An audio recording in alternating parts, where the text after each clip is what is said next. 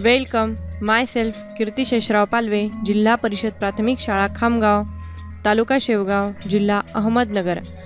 आज आपण पाहणार आहोत जोडाक्षरयुक्त शब्द भाग 3।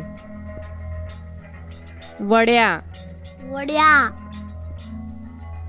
आठ्या, आठ्या, खोड्या, खोड्या, त्याचा, त्याचा, त्याच्या, त्याच्या, त्याने, त्याने, होत्या, होत्या,